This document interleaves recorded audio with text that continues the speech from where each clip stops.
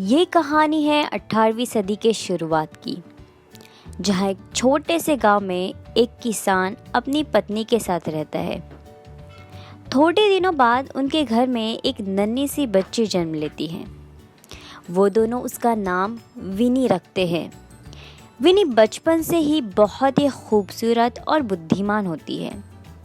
उसके पिता उसे हमेशा समझाया करते थे कि कोई भी चीज़ नामुमकिन नहीं होती। अब विनी बड़ी हो चुकी होती है और स्कूल जाने लगती है। एक दिन हमेशा की तरह जब वो स्कूल जाती है तो उसकी टीचर उसे पूछती है कि तुम बड़ी होकर क्या बनोगी। वो अपनी टीचर से कहती है, मुझे बड़ी होकर डॉक्टर बनना है और हमारे गांव में जो भी बीमारी फैली है उसे हमेशा के लिए ख़त्म करना है। वास्तव में कुछ सालों से उसके गांव और उसके आसपास की जगहों में एक बीमारी फैली होती है, जिसकी वजह से गांव के कई लोगों की मौत हो चुकी होती है। उसकी टीचर उसे देखकर मुस्कुराती है और उसे शाबाशी देते हुए कहती है कि मुझे तुम पर पूरा भरोसा है कि तुम एक दिन ज़रूर डॉक्टर बनोगी। बरसों बीत जाते हैं। विनी अब एक खूबसूरत महिला के रूप में बड़ी हो जाती है। उसके पिता की भी अब मौत हो चुकी होती है। विनी अपने आगे की पढ़ाई के लिए शहर में एक मेडिकल कॉलेज में एडमिशन लेती है। वो अपने कॉलेज के फाइनल ईयर्स में कुछ वायरस पर रिसर्च कर रही होती है। जूलिया, जो विनी की कॉलेज में बेस्ट फ्रेंड होती है, एक दिन वो दोनों जब कैंटीन में बैठे होते हैं तब विनी जूलिया को बताती है कि उसका यहाँ कैसे आना हुआ। दरअसल उसके पिता की मौत भी इसी बीमारी के कारण हुई थी। उसके पिता के गुजर जाने के बाद अब उसके पास सिर्फ उसकी माँ ही होती है, जो दूसरों के घरों में बेबी सिटर और मेड का काम कर रही होती हैं। उसके साथ साथ अब वो एक कैफ़े में भी काम कर रही होती हैं। कुछ दिनों बाद विनी की फाइनल ईयर की एग्ज़ाम्स ख़त्म हो जाती है और वो अपने गांव चली जाती हैं। अचानक एक दिन खबर मिलती है कि बीमारी अब तेज़ी से दूसरी जगहों में भी फैल रही है, जिसकी वजह से गवर्नमेंट गांव में रहने वाले लोगों को गांव खाली करने के लिए कहती है। विनी के पास सिर्फ 8 दिनों का वक्त होता है। उसके बाद उसे अपना गांव छोड़कर जाना होता है। लोगों का शोर शराबा शुरू हो जाता है। लोग डर के मारे इधर से उधर भागने लगते हैं। इसी भागदौड़ में उसे डॉक्टर रूचार्ड नज़र आते हैं। डॉक्टर रूचार्ड, जो कि कॉलेज में उसके रिसर्च के गाइड होते हैं, वो उनके पास भागती हुई जाती है जैसे कि उन्होंने पहले ही वैक्सीन ढूंढ ली है, जिससे काफ़ी अरसे तक उस बीमारी से बचा जा सकता है। लेकिन उससे वो बीमारी पूरी तरीके से ठीक नहीं होती।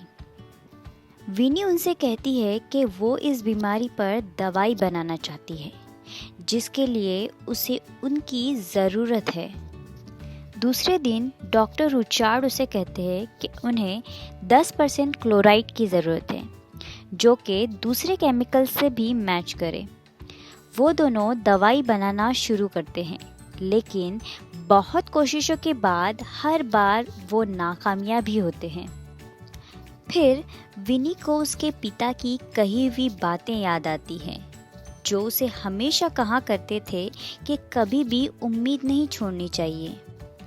अचानक से विनी को कुछ याद आ जाता है और वो भागी भागी अपने घर चली जाती है। वहाँ से वो अपने साथ बेरी जैसी कुछ चीज़ लाती है और वो कहती है, मेरे पिता हमेशा ये पौधा लगाया करते थे क्योंकि ये उन्हें बहुत पसंद था और उन्होंने इसका नाम द ट्री ऑफ होप रखा था। वो कहती है, मैंने इसका क्लोराइड भी चेक कर लिया है, जो कि बिल्कुल परफेक्ट है। फिर वो दोनों दवाई बनाना शुरू कर देते हैं। दवाई बनने के बाद पहले तो वो ये दवाई एक चूहे पर ट्राई करते हैं, जिसमें उन्हें कामयाबी मिलती है। उसके बाद वो यही दवाई एक बिल्ली और एक बंदर पर भी ट्राई करते हैं। उसमें भी वो कामयाब हो जाते हैं और चंद ही घंटों में वो ठीक भी हो जाते हैं। उसके बाद वो लोग ये दवाई पहले तो ऐसे लोगों पर ट्राई करते हैं जो जल्द ही मरने वाले होते हैं, लेकिन इसी बीच गार्ड्स उन्हें ऐसा करते देख लेते हैं और उन्हें गवर्नर के पास ले जाते हैं।